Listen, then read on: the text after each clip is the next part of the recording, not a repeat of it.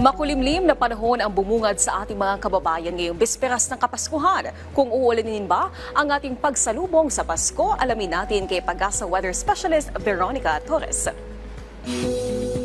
Magandang araw sa inyo dyan, Miss Mayumi, pati na rin sa ating mga taga-subaybay sa PTV4. Patuloy pa nga rin ang epekto ng shear line sa Southern Luzon at Eastern Visayas at Northeast Monsoon sa nalalabing bahagi ng Luzon.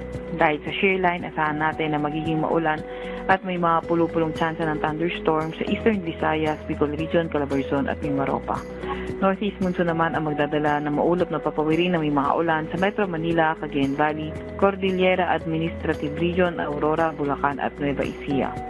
Samantalang sa nalalabing bahagi ng bansa, mas magandang panahon kung saan sa nalalabing bahagi ng Luzon may tsansa ng mga mahihinang pag-ulan at sa nalalabing bahagi ng bansa may mga tsansa ng mga localized thunderstorms.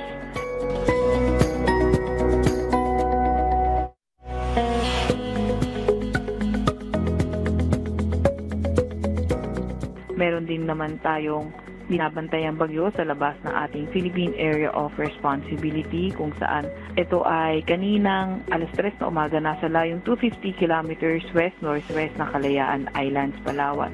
Ito ang bagyong ito ay yung dating si Romina, subalit patuloy naman na itong papalayo ng ating bansa. Meron din naman tayong nilabas na gale warning kung saan inaasahan nga natin yung maalon hanggang sa napakaalong karagatan sa northern at western seaboards ng northern Luzon at eastern seaboard ng southern Luzon. Kaya kung maaari ay huwag munang pumalaot sa mga lugar na nabanggit natin.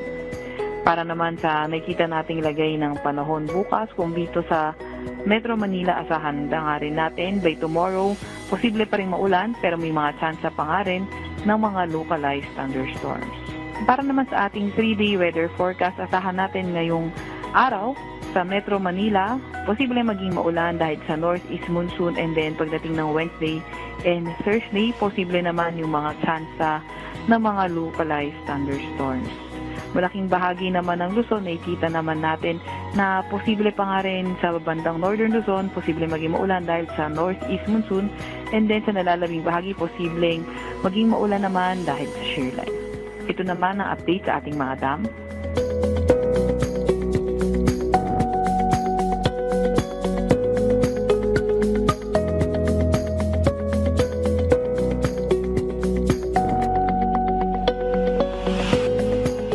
At yan nga munang pinakahuli sa lagi na ating panahon. Veronica C. Torres, nag-ulat. Salamat, Pag-asa Weather Specialist Veronica Torres.